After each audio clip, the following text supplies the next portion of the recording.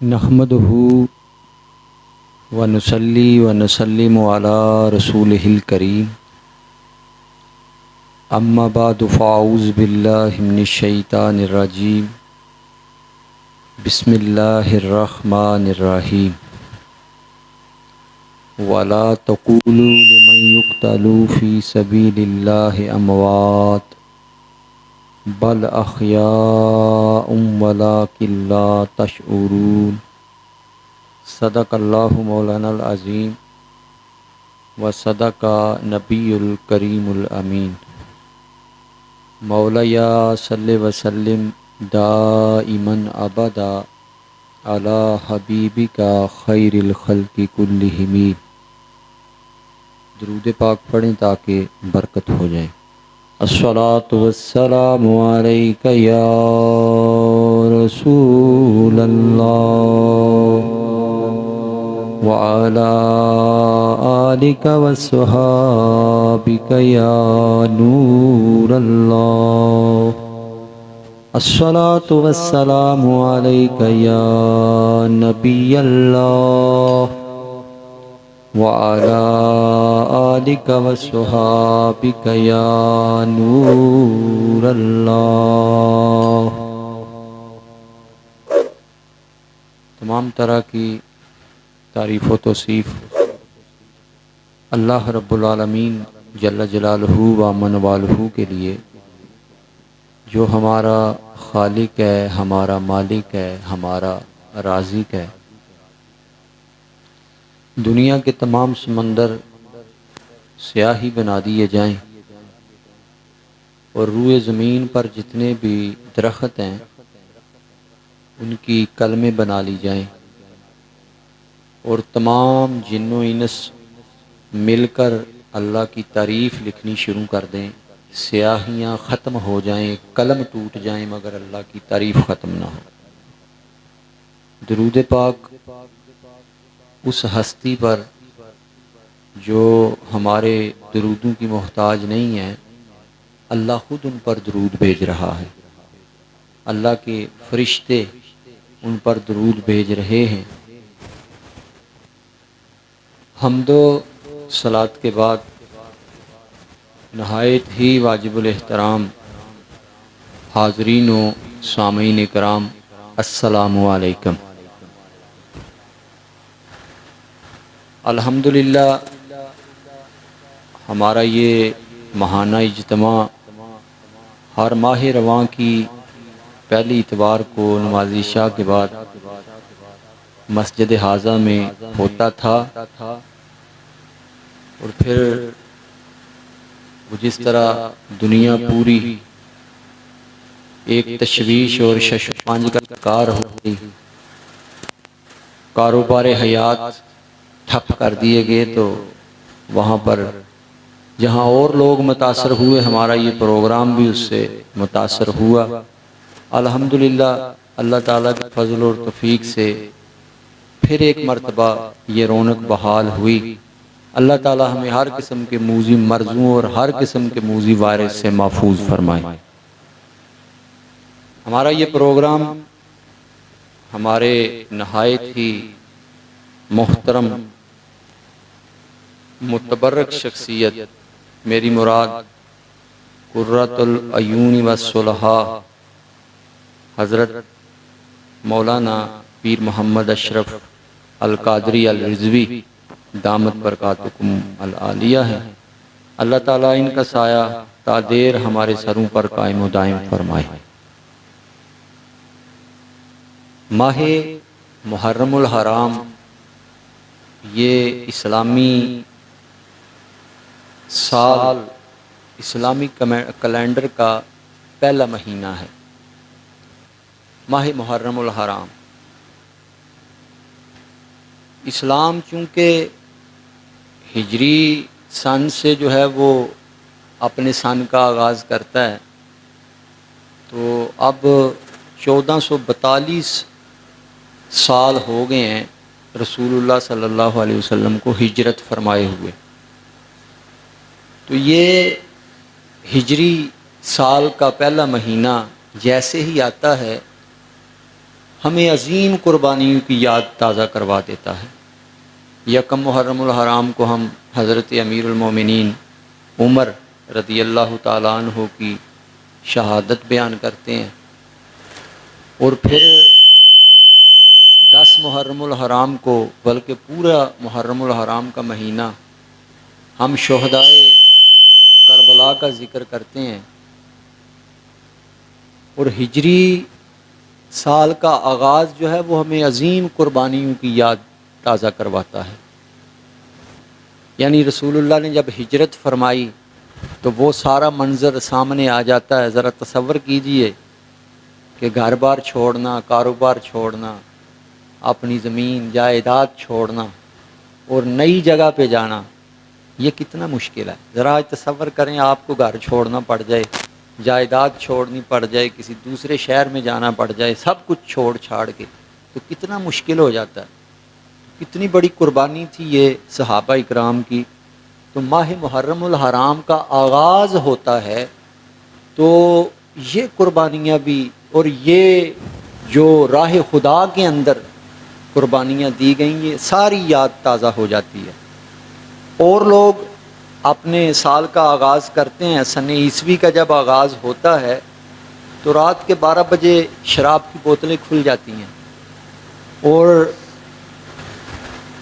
جو ہے وہ پرتعیش محافل کا انعقاد ہوتا ہے، اور اس طرح وہ اپنے سال کا آغاز کرتے ہیں، شراب کے ذریعے، ناچ گانے کے ذریعے۔ اور ہمارا جو سال کا آغاز ہے وہ شہادت حق کے ساتھ ہوتا ہے۔ ہم پہلے دن ہی جو ہے وہ یہ تجدید عہد کرتے ہیں کہ جس طرح ہمارے اسلاف نے قربانیاں دی تھیں، ہم بھی اسی طرح قربانیاں دیں گے۔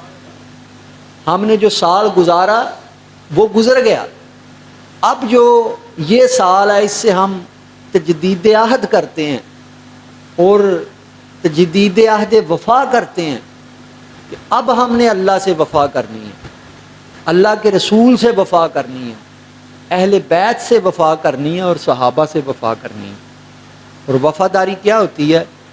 وفاداری یہ نہیں ہوتی کہ بندہ زبان سے کہے میں بڑا وفادار ہوں، پھر اس کے کردار سے نظر آئے کہ یہ اللہ رسول کا وفادار ہے، یہ اہل بیت نبی اور صحابہ اکرام کا وفادار ہے۔ تو ماہ محرم الحرام کے اندر یہ باتیں ہمیں تازہ ہوتی ہیں۔ حضرت امام علی مقام اور شہدائے کربلا نے جو قربانیاں دی ہیں، اور جس طرح کے واقعات ہمیں تاریخ کے اوراق میں نظر آتے ہیں، یقین فرمائیں کہ اگر سیدہ فاطمہ الزہرا کا دودھ نہ پیا ہوتا، اور اگر مولا علی مرتضیٰ کی تربیت کا اثر نہ ہوتا، تو جس طرح کے خونی واقعات میدان کربلا میں نظر آتے ہیں تو بھاگ جاتے۔ یہ اس پکیزہ دودھ کا اثر تھا، اور اس پکیزہ تربیت کا یہ اثر تھا کہ ان شہزادوں نے باطل کی آنکھوں میں آنکھیں ڈالیں، باطن کے آگے اپنی گردن نہیں جھکائی بلکہ اپنی گردن کٹوا دی۔ یہ جذبہ شہدائے کربلا کی قربانیوں سے امت کو ملتا ہے۔ حضرت امام علی مقام رضی اللہ تعالیٰ عنہ، آپ جب نکلے ہیں، آپ نے جو مقام بیضا پر پہلا خطبہ دیا، اگر اس خطبے پر غور کر لیا جائے اور اس کو تاریخ میں پڑھ لیا جائے تو ہمیں پتہ چل جاتا ہے کہ حضرت امام حسین کس لیے میدان کربلا میں آئے تھے، آپ کا مقصد کیا تھا۔ آپ نے اپنا میدان میں نکلنا، اس کا مقصد خود بیان فرمایا۔ مقام بیضا پر آپ نے جو خطبہ دیا اس میں فرمایا کہ میں اس لیے جو ہے وہ مکہ سے اور مدینہ سے نکلا ہوں، میں نے اپنے نانا جان حضرت محمد مصطفیٰ صلی اللہ علیہ وسلم سے یہ سنا ہے، میرے آقا نے فرمایا کہ جب کوئی حکمران اللہ کی حدوں کو توڑنا شروع کر دے، اللہ کے حلال کو حرام اور حرام کو حلال قرار دینا شروع کر دے، اس وقت اگر روئے زمین پر کوئی عالم ربانی موجود ہو اور وہ اس حکمران کی اس غلط پالیسی پر اس پر تنقید نہ کرے، اس کو نہ روکے، اس کو نہ بتائے، تو اللہ تعالیٰ پر یہ واجب ہے کہ کل قیامت کے دن جب وہ جہنم کے جس طبقے میں اس حکمران کو ڈالے اس عالم کو اٹھا کر بھی اسی طبقے میں ڈال دے۔ فرمایا کہ میرے نکلنے کا مقصد یہ ہے کہ اب میں دیکھ رہا ہوں کہ اللہ کی حدوں کو پامال کیا جا رہا ہے، اللہ کی حدوں کو توڑا جا رہا ہے، اس لیے میں میدان میں نکلا ہوں۔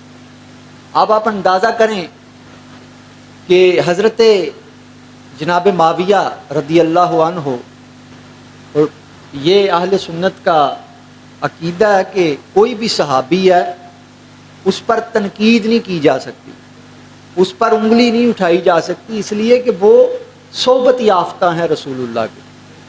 تو اب یزید کی آڑ لے کر جناب معاویہ کے متعلق نازیبہ کلمات کہنا یہ اہل سنت کا طریقہ نہیں ہے، اہل سنت کا شعار نہیں ہے۔ یزید کو آپ جو مرضی کہیں وہ اس کا مستحق ہے۔ جناب معاویہ کی جب وفات ہوئی اور یزید سریر آرائے تخت امارت ہوا، جناب معاویہ اسلام کے پہلے بادشاہ ہیں، ہم ان کی جو دور حکومت ہے اس کو خلافت نہیں مانتے، ہم ان کو امارت مانتے ہیں، یعنی وہ اسلام کے پہلے بادشاہ ہیں۔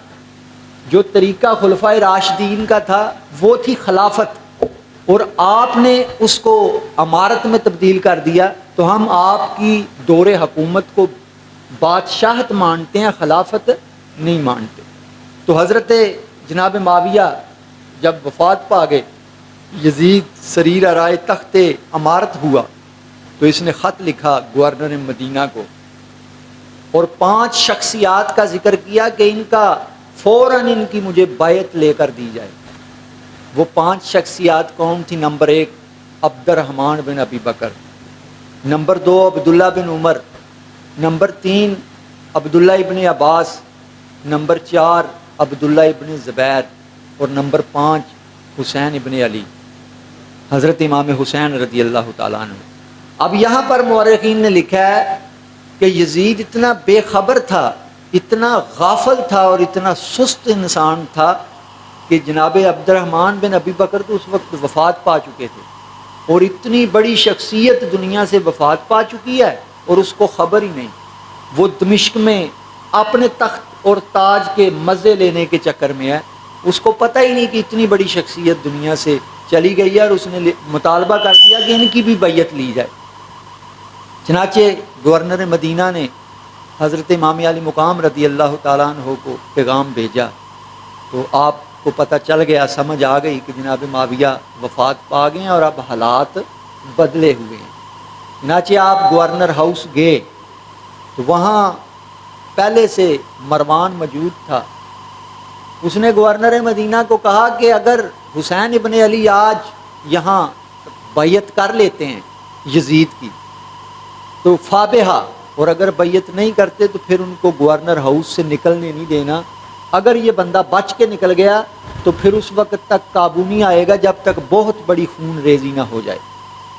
اب دیکھیں یہ پلان بن رہے ہیں، اور گورنر مدینہ نے کہا کہ تو کیا چاہتا ہے کہ کل قیامت کے دن جب میں اٹھوں تو میرے نامہ اعمال میں سیدہ فاطمہ زہرا کے بیٹے کے خون کا جو ہے وہ گناہ شامل ہو؟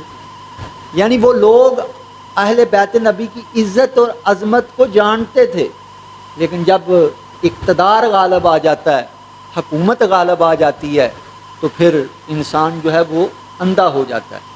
چنانچہ امام علی مقام کو بیعت کا کہا گیا تو آپ نے کہا کہ میرے جیسا بندہ اندر بیٹھ کے بیعت نہیں کر سکتا، میں جب بیعت کروں گا تو پھر پوری مملکت اسلامیہ کو پتہ چلے گا، اور میرے جیسا بندہ جو ہے وہ یزید جیسے بندے کی بیعت نہیں کر سکتا۔ تو حضرت امام علی مقام رضی اللہ تعالیٰ عنہ نے یزید کی بیعت نہیں کی۔ اب یزید کی بیعت کیوں نہیں کی؟ مورخین نے لکھا کہ اس کا کردار جو ہے وہ بڑا گنونا تھا، یعنی گندا کردار تھا، کتے اور بندروں کی لڑائیاں کرواتا تھا، بندر پالے ہوئے تھے باقاعدہ، اور ان کے سروں پر سونے کی ٹوپیاں جو ہے وہ رکھتا تھا، اور اگر کوئی بندر مر جاتا تو اس کا سوگ بھی کیا کرتا تھا۔ یہ مورخین نے لکھا ہے۔ بے نمازی تھا، نماز کی پابندی نہیں کرتا تھا، اور اللہ تعالیٰ کے حلال کردہ اشیاء اور حرام کردہ اشیاء ان میں رد و بدل کرتا تھا، یہ مورخین نے لکھا ہے۔ تو حضرت امام علی مقام رضی اللہ تعالیٰ عنہ نے اس کی بیعت نہیں کی، بیعت کرنے سے انکار کر دیا۔ اور یقین فرمائیں کہ جس طرح کا کردار میدان کربلا کے اندر ادا کیا، قیامت تک ایسا کردار دوبارہ روئے زمین پہ نظر نہیں آئے گا۔ جس طرح حضرت امام علی مقام نے اپنے بھانجوں کی، بھتیجوں کی، اپنے بیٹوں کی اور اپنی قربانیاں جو ہیں وہ پیش کی، اور پھر صبر کا وہ مقام حاصل کیا کہ جہاں پر جو ہے وہ دکھوں کی انتہا ہے، لیکن صبر کا پہاڑ حضرت امام حسین رضی اللہ تعالیٰ عنہ نظر آتے ہیں۔ اور اللہ تعالیٰ نے قرآن کے اندر شہداء کا ذکر کیا اور بتایا کہ شہیدوں کا ذکر کرنا کس طرح ہے۔ فرمایا کہ وَلَا تَقُولُوا لِمَن يُقْتَلُ فِي سَبِيلِ اللَّهِ أَمْوَاتٌ، کہ جو اللہ کی راہ میں قتل کر دیے جائیں انہیں مردہ مت کہو۔ وَلَٰكِن لَّا تَشْعُرُونَ، اور تمہیں ان کی زندگی کا شعور نہیں ہے۔ جو اللہ کی راہ میں قتل کر دیے جائیں انہیں مردہ نہ کہو۔ اس کا معنی کیا ہے؟ اس کا معنی یہ ہے کہ شہیدوں کا ذکر مردوں کی طرح نہ کرو، شہیدوں کا ذکر اس مکروہ اور گنونے طریقے سے نہ کرو، اس بزدلانہ طریقے سے نہ کرو کہ دیکھنے والا قوم کا بچہ بچہ شہادت سے ڈر جائے، بلکہ شہیدوں کا ذکر جواں مردوں کی طرح کرو۔ شہیدوں کا ذکر اس جذبے سے کرو، اس جوش سے کرو کہ قوم کا بچہ بچہ شہادت کے لیے تیار ہو جائے۔ شہادت کوئی سزا تو نہیں ہے نا جی، شہادت تو ایک اعزاز ہے جو اللہ اپنے بندوں کو دیتا ہے۔ تو اب شہیدوں کا ذکر مردوں کی طرح جو ہے وہ واہ ویلا کر کے شہیدوں کا ذکر کرنا، یہ شہیدوں کے شان نہیں ہے۔ اب میدان کربلا سے پہلے بھی جو ہے وہ لوگ شہید ہوئے ہیں، صحابہ کرام بدر میں شہید ہوئے ہیں، احد میں شہید ہوئے ہیں۔ ہم دیکھیں کہ ان کا ذکر کس طرح کیا گیا۔ غزوہ بدر کے اندر حضرت حارثہ شہید ہوئے، آپ کی والدہ ام حارثہ رسول اللہ کی بارگاہ میں حاضر ہوئی، آ کے عرض کی کہ یا رسول اللہ مجھے بتائیں کہ میرا بیٹا مرنے کے بعد، شہید ہونے کے بعد کہاں پہنچا ہے؟ اگر تو وہ جنت میں پہنچ گیا ہے تو پھر میں صبر کرتی ہوں، اور اگر وہ جنت میں نہیں پہنچا تو پھر مجھے اجازت دے دیں، میں خوب اس پہ آہ و بقا کروں، میں خوب اس پر روؤں پیٹوں۔ اب اس سے یہ بھی پتہ چلا کہ حضرت ام حارثہ کا یہ عقیدہ تھا کہ اور کسی کو پتہ ہو نہ ہو، میرے آقا کو پتہ ہے کہ میرے بیٹے کا جنت میں مقام کیا ہے۔ اب رسول اللہ نے یہ نہیں فرمایا کہ ام حارثہ تو مجھ سے کیا پوچھنے آ گئی ہے، تیرے بیٹے کو ابھی ہم نے قبر میں دفنایا ہے، وہیں ہوگا، اس نے کہاں جانا ہے۔ لیکن رسول اللہ نے یوں نگاہ کو اٹھایا اور اٹھا کے فرمایا کہ اے ام حارثہ، تیرا بیٹا میں دیکھ رہا ہوں فردوس اعلیٰ میں پہنچ چکا ہے۔ تو پھر فرمایا کہ فصبرت علیہ، میں اس پہ صبر کرتی ہوں۔ پتہ چلا کہ جو جنت میں پہنچ جائے اس پہ صبر کیا جاتا ہے۔ تو شہید کربلا جو ہیں وہ جنت میں پہنچے ہی نہیں ہیں، بلکہ وہ تو جنت کے سردار ہیں۔ رسول اللہ نے فرمایا ان الحسن والحسین سیدہ شباب اہل الجنہ، میرا حسن اور میرا حسین جنتی نوجوانوں کے سردار ہیں۔ اور حسین منی وانا من حسین، حسین مجھ سے ہے اور میں حسین سے ہوں۔ وحب اللہ حب حسینہ، جو حسین سے پیار کرتا ہے اللہ اس سے پیار کرتا ہے۔ تو جو حسین ابن علی سے بغض رکھتا ہے اللہ اس سے پیار کرتا ہے۔ یہ جو ٹولہ آج کل، پہلے کتابیں تھیں ان کی، اب تو وہ انٹرنیٹ پہ بیٹھ کے یزید رضی اللہ عنہ اور پتہ نہیں کیا کیا، نعوذ باللہ من ذالک، وہ یزید کو جو ہے وہ رضی اللہ عنہ بنا کے بیٹھے ہوئے ہیں۔ تو یہ ٹولہ جو یزید کے بارے میں نرم جذبات رکھتا ہے اللہ اس سے پیار کرتا ہے۔ جنہوں نے دن دہاڑے خاندان اہل بیت پر تیر تلواریں چلائیں اور ان کے قتل کو جائز رکھا، اللہ ان سے پیار کرتا ہے۔ رسول اللہ نے فرمایا وحب اللہ حب حسینہ، جو حسین سے پیار کرتا ہے اللہ اس سے پیار کرتا ہے، اور جو حسین سے بغض رکھتا ہے پھر اللہ بھی اس سے بغض رکھتا ہے۔ اب ظاہر جو اللہ کسی سے، جب اللہ کا قہر کسی پر پڑے تو پھر وہ بچ کس طرح سکتا ہے۔ تو برادران اسلام، شہداء کا ذکر اس طرح کرنا چاہیے کہ قوم کے بچے بچے کے اندر جو ہے وہ شہادت کا جذبہ پیدا ہو جائے۔ آپ اندازہ کریں کہ جب میدان کربلا کے اندر حضرت شہزادہ قاسم ابن حسن یہ میدان میں آئے ہیں، یہ حضرت امام حسن کے بیٹے ہیں، اور میں نے کتابوں کے اندر پڑھا کہ حضرت مولا علی کے 6 بیٹے اور حضرت حسن کے 3 بیٹے میدان کربلا میں شہید ہوئے ہیں۔ تو حضرت قاسم ابن حسن جب یہ میدان میں آئے ہیں تو یزیدی فوجوں کے اندر کھڑا ایک راوی حمید بن مسلم بیان کرتا ہے، کہتا ہے کہ جب قاسم ابن حسن میدان میں آئے یوں لگتا تھا جیسے چاند نکل آیا۔ وہ کس کے نور نظر ہیں؟ حضرت امام حسن کے، جن کے بارے میں فرمایا گیا کہ امام حسن جو ہیں وہ ناف سے لے کر سر تک رسول اللہ کے مشابہ ہیں، یعنی ان کا ناف سے لے کر جو ہے وہ سر تک ان کی جسامت جو ہے وہ رسول اللہ کے مشابہ ہے۔ اللہ اکبر، اتنے سونے ہیں حضرت امام حسن۔ ان کے بیٹے ہیں جناب قاسم، اور یزیدی فوجوں کی جو ہے وہ اندر ایک یزیدی راوی بیان کر رہا ہے کہ جب قاسم ابن حسن میدان میں آئے ہیں یوں لگتا تھا جیسے چاند نکل آیا۔ اور اب شمر نے ایک بڑا جنگجو نامور ارزق نام کا بندہ، اس کو کہا کہ تو قاسم ابن حسن کے مقابلے میں جا، تو اس نے بڑے متکبرانہ انداز میں کہا کہ میں جاؤں اس بچے کے مقابلے میں؟ اس کے لیے تو میرا بیٹا ہی کافی ہے، اور اس کے 4 بیٹے میدان کربلا کے اندر تھے۔ تو شمر نے اس کو دیکھ کے کہا کہ تو اس کو بچہ سمجھ رہا ہے، تمہیں پتہ نہیں ہے وہ کس کا پوترا ہے؟ وہ علی المرتضیٰ کا پوترا ہے۔ یعنی یہ فضائل بھی ان کو پتہ تھے، لیکن جب اقتدار کی بدبختی غالب آ جاتی ہے تو اب ارزق نے جو ہے وہ اپنے بڑے بیٹے کو بھیجا، حضرت قاسم ابن حسن نے اس کا جو ہے وہ سر اپنی تلوار سے اڑا دیا اور اس کو واصل جہنم کیا۔ چنانچہ اس کا دوسرا بیٹا آیا، یکے بعد دیگرے 4 بیٹے مارے گئے۔ اب جب ارزق نے اپنے 4 بیٹوں کی لاشوں کو دیکھا تو یہ حواس باختہ ہو گیا، اور اس کی جو ہے وہ عقل نے جواب دے دیا، اور یہ جو ہے وہ غصے سے اتنا بے قابو ہو گیا کہ دھاڑا، کہنے لگا کہ میں عرب کا بہت بڑا شاہ سوار ہوں، میں اکیلا 1000 کے مقابلے میں کافی ہوں۔ اب یہ کہتا ہوا میدان میں آ گیا۔ حضرت قاسم ابن حسن نے اس کو کہا کہ ابھی 4 لاشیں دیکھی ہیں تو تیرے ہوش ہی ٹکانے نہیں رہے، ہمیں دیکھ 3 دن ہو گئے ہیں دکھ اٹھاتے ہوئے، لیکن ہمیں پھر بھی پتہ ہے کہ تلوار چلانی کس طرح ہے۔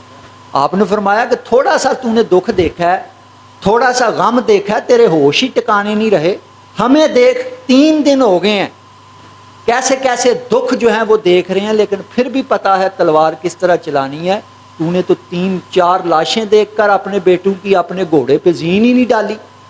اب اس نے نا جلدی سے زین کی جانب دیکھا کہ میں نے ڈالی ہے یا نہیں ڈالی۔ جب اس نے اپنی گردن گمائی، حضرت قاسم ابن حسن نے اپنی تلوار کو بلند کیا، کہا کہ تو کیا کہتا ہے کہ میں بچہ ہوں؟ سن، میں علی شیر خدا کا پوتا ہوں، میں قاسم ابن حسن کا بیٹا ہوں۔ چنانچہ آپ نے تلوار چلائی اور ارزق کا سر تن سے جدا کر کے جو ہے وہ لشکر یزیدی میں پھینک دیا۔ اب شمر کہتا ہے کہ دیکھو یہ تکبر کرتا تھا کہ میں جاؤں ایک بچے کے مقابلے میں، اور اس بچے نے جو ہے وہ اس کا کام تمام کر دیا۔ اب اس کے بعد جو ہے وہ تیروں کے ساتھ اور تلواروں کے ساتھ یکبارگی آپ پر حملہ ہوا۔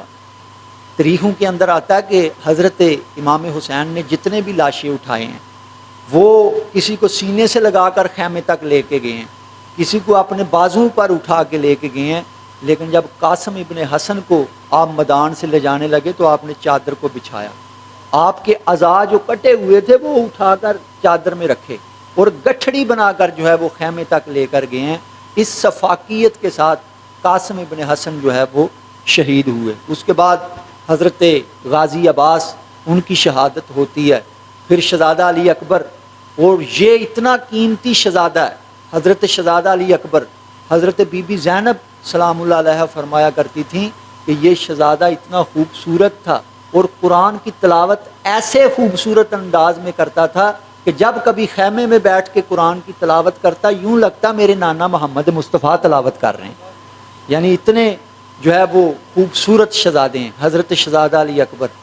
جب یہ دشمنوں کا مردانہ وار مقابلہ کرتے ہوئے گھوڑے کی زین سے فرش زمین کی طرف آئے ہیں اور حضرت حضرت امام حسین رضی اللہ تعالیٰ عنہ نے آپ کو جا کر میدان سے اٹھایا ہے اور آپ کا سر اپنی گود میں رکھا ہے.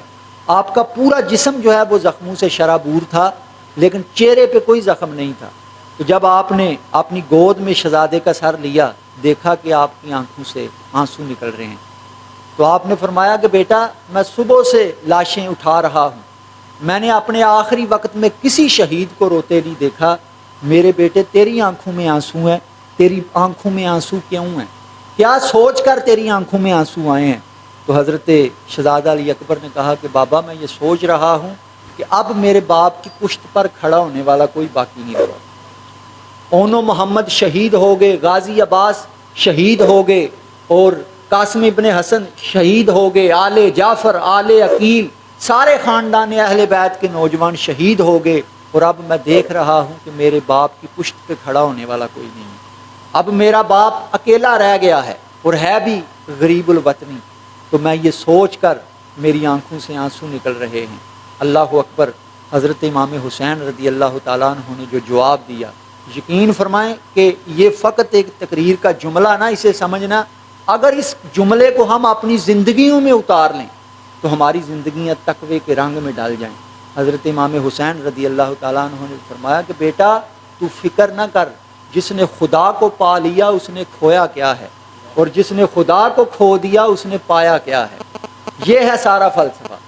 فرمایا کہ جس نے خدا کو پا لیا اس نے کھویا کیا ہے، اور جس نے خدا کو کھو دیا اس نے پایا کیا ہے. بیٹا تیرے باپ نے اپنے نانے کے دین کا جھنڈا زمین پر نہیں لگنے دیا. میں نے اپنے بھتیجوں کی، بھانجوں کی، بیٹوں کی قربانیوں کو پیش کر دیا ہے، لیکن اپنے نانا جان کے دین کے جھنڈے کو نیچے نہیں گرنے دیا. اللہ اکبر.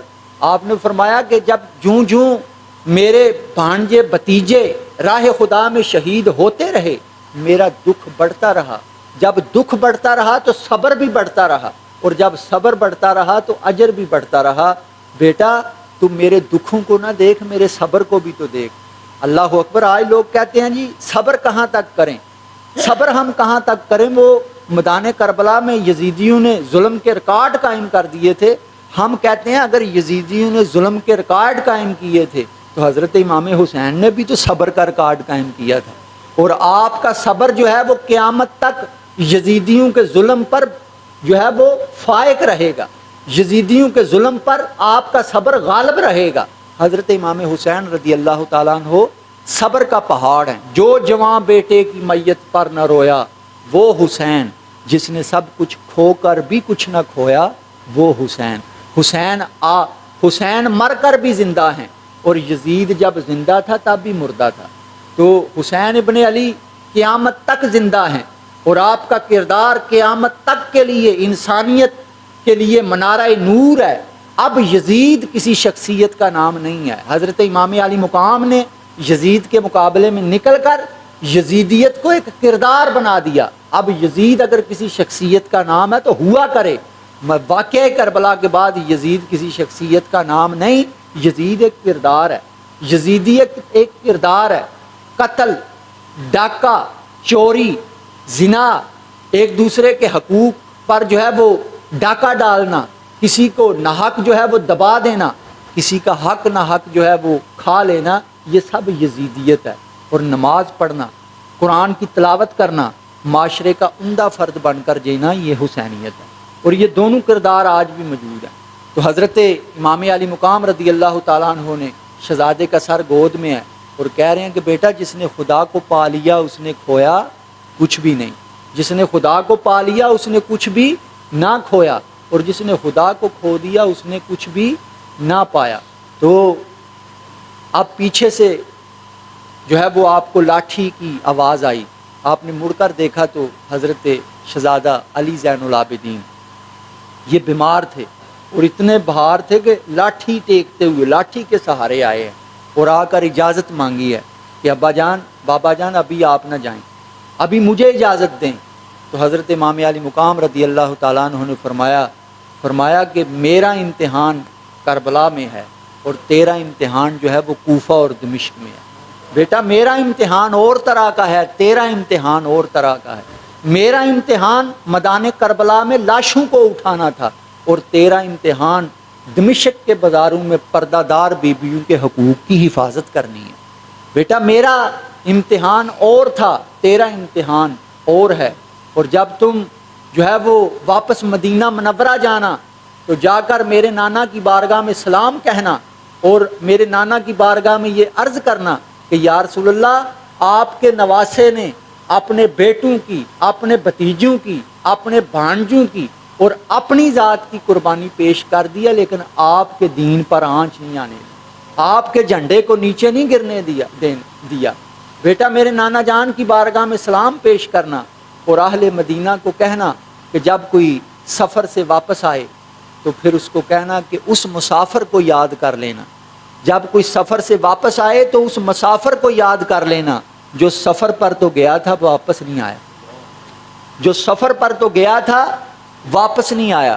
اللہ اکبر، غریب الوطنی کے اندر اتنی قربانیوں کا جو ہے وہ پیش کرنا اور صبر کا پہاڑ بن کر، استقامت کا پہاڑ بن کر ڈٹے رہنا، یہ حسین ابن علی کا کام ہے، یہ حسین ابن علی کی شان ہے۔ اور جب آپ میدان کے اندر نکلے ہیں، اللہ اکبر، عمر جو ہے وہ 57-58 سال کے قریب ہے حضرت امام حسین کی، اور جب آپ نکلے ہیں میدان کے اندر، مورخین نے لکھا کہ جدھر جاتے تھے یزیدی فوجوں کے سر خزاں کے پتوں کی طرح اڑتے ہوئے نظر آتے تھے۔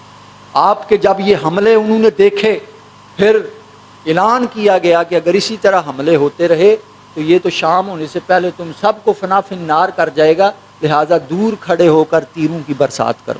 چنانچہ امام حسین رضی اللہ تعالیٰ عنہ پر پہلے تیروں کی برسات کی گئی، اور پھر یک بارگی آپ پر حملہ کیا گیا، جب آپ گھوڑے کی زین سے جو ہے وہ فرش زمین کی طرف تشریف لائے، اور جب ان دشمنوں کو پتہ چل گیا کہ اب حسین ابن علی پر قابو پانا جو ہے وہ آسان ہے، یہ سر اتارنے کے لیے جب آگے بڑھنے لگے تو حضرت امام علی مقام رضی اللہ تعالیٰ عنہ نے آخری وقت ان کو کہا کہ وہ شمر و ہولی ہو سنان بن انس، ذرا ٹھہر جا، نماز کا وقت ہے، مجھے نماز تو پڑھ لینے دے۔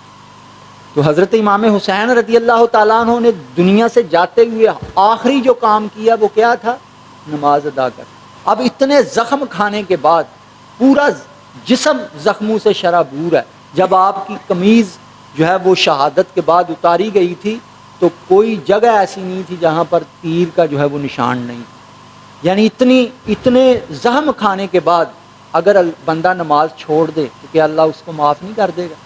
پانی بھی نہیں ہے، لیکن اس کے باوجود آپ نے جو ہے وہ آخری وقت کہا کہ وہ یزیدیو ذرا ٹھہر جاؤ، نماز کا وقت ہے، مجھے نماز تو ادا کر لینے دو۔ آخری پیغام کیا میرے نانا جان کی امتیو، تمہاری جان جاتی ہے جائے پر تمہاری نماز نہ جائے۔ یہ ہے حضرت امام حسین کا پیغام۔ اگر 2-4 ہاتھ وہ اپنے سینے پہ مار جاتے ہوئے، خدا کی قسم آج ہم بھی مارتے، لیکن آپ نے جاتے ہوئے یہ پیغام نہیں دیا، آپ نے پیغام دیا تمہاری جان جاتی ہے جائے پر تمہاری نماز نہ جائے۔ اللہ اکبر، امام حسین نے کربلا کے تپتے ہوئے ریگزار پر اپنی زخمی پیشانی جو ہے وہ رکھ دی۔ اللہ اکبر، کتنا لذت آئی ہوگی، کتنا سرور آیا ہوگا، لذت آئی، سرور آیا، اور دل پکار اٹھا کہ یا اللہ یہ سر سجدے میں رکھ دیا، اب اٹھانے کو جی نہیں چاہتا۔ تو پھر قدرت کی جانب سے بھی یہ اعلان ہوا ہوگا کہ اے کربلا کے شہنشاہ، تیری نماز کی ابتدا فرش زمین پر ہوگی، انتہا عرش بری پر ہوگی۔ اللہ اکبر، حالت سجدہ میں آپ کے سر کو کاٹا گیا اور پھر نیزے پر جو ہے وہ اس کو بلند کر دیا گیا، اور جب آپ کے سر کو بلند کیا گیا تو کائنات والوں کو یہ پیغام ملا کہ شہید ہی سر بلند ہوتے ہیں، گردن کٹنے کے بعد بھی سر بلند ہے۔ تو برادران اسلام، امام علی مقام رضی اللہ تعالیٰ عنہ نے دین کے لیے عظیم الشان قربانی دی۔ حضرت امام حسین کے مشن پہ عمل کیجیے۔ اقبال نے کہا تھا، بتائے شیخ بتا، ابن علی کیوں آیا تھا میدان میں، اگر حجرے میں ہو سکتی تھی شمع روشن ایمانی۔ اگر حجرے میں بیٹھ کے دین کا کام ہو سکتا تو مسجد نبوی سے بڑا کون سا حجرا ہے؟ مسجد نبوی کے بڑے سجادے سے بڑا کون سا سجادہ ہے؟ سجادہ مسلح کو کہتے ہیں نا۔ تو حضرت امام حسین کس گدی کے سجادہ نشین ہیں؟ وہ تو رسول اللہ کی گدی کے سجادہ نشین۔ وہ اگر بیٹھتے لوگ نذرانے دیتے، ہاتھ چومتے، موجیں ہی موجیں، لیکن آپ نے دیکھا کہ دین پر حملہ کیا جا رہا ہے تو پھر آپ نے مسجد نبوی جیسی جو ہے وہ مدینہ منورہ جیسا شہر اور مسجد نبوی جیسا متبرک مقام چھوڑا اور میدان کربلا میں ڈیرے لگائے اور آ کر بتایا کہ خود نیکی کرنا ہی کمال نہیں ہے بلکہ لوگوں تک دعوت حق پہنچانا یہ سب سے بڑا کام ہے۔ تو بتائے شیخ بتا ابن علی کیوں آیا تھا میدان میں، اگر حجرے میں ہو سکتی تھی شمع روشنی مانی، اگر دین کا کام جو ہے وہ حجرے میں بیٹھ کے ہو سکتا، تسبیح پکڑ کے وظیفہ پڑھ کے ہو سکتا، تو پھر میدان کربلا کے اندر حسین ابن علی کو جانے کی ضرورت نہیں تھی۔ وہ بھی بیٹھ کے وظیفہ پڑھتے اور جو ہے وہ تسبیح پڑھتے، لیکن آپ نے عملاً میدان کے اندر نکلے اور اپنے نانا جان کی امت کو پیغام دیا کہ اے میرے نانا جان کا کلمہ پڑھنے والوں، اپنے آپ کو دین کے لیے تیار رکھو۔ ہمارا دین کے لیے ہماری قربانی کیا ہے؟ ہم اگر 5 وقت کی نماز ہی پڑھ لیں یہ ہماری قربانی ہے دین کے لیے بہت بڑی۔ ہم قرآن کی تلاوت کر لیں، خود نیکی کرنی شروع کر دیں اور پھر آہستہ آہستہ لوگوں کو نیکی کی دعوت دینی شروع کر دیں۔ یہ ہے حسین ابن علی کا پیغام۔ ظاہر ہے کہ وہ حوصلہ ہمارے اندر نہیں ہے کہ ہم اپنے بچوں کو جو ہے وہ راہ حق میں شہید کروا دیں۔ اگر موقع آیا تو اللہ یہ جذبہ ہمیں عطا فرمائے گا، لیکن ظاہر ہے کہ حسین ابن علی کا جو جذبہ تھا اس طرح کا جذبہ پوری امت کے اندر نہیں ہو سکتا۔ تو حضرت امام علی مقام رضی اللہ تعالیٰ عنہ نے دین کے لیے قربانی دی، لہٰذا ہمیں بھی چاہیے کہ ہم امام حسین کی غلامی کا دم بھرتے ہوئے خود دین سیکھیں، عمل کریں اور اس کو آگے لوگوں تک پہنچائیں۔ ہمارے یہاں جو پروگرام ہوتے ہیں ہفتہ وار حلقہ ذکر، اس میں آپ ضرور شامل ہوا کریں، مل کے اللہ کا ذکر کیا کریں۔ انشاءاللہ اللہ کے ذکر سے دلوں کے زنگ دور ہوتے ہیں، دل نرم ہوتے ہیں، اور یہاں سے جو مبلغین بیان کرتے ہیں ان کے بیان بھی بغور سنیں، انشاءاللہ اس سے آپ کو جو ہے وہ فائدہ ہوگا۔ اللہ تعالی ہمیں عمل کرنے کی توفیق عطا فرمائے اور ہمیں صحیح معنوں کے اندر مولانا محمد اشرف القادری صاحب کی قیادت میں جو ہے وہ دین کا کام پوری جرات مندی کے ساتھ کرنے کی توفیق عطا فرمائے۔ وما علینا الا البلاغ۔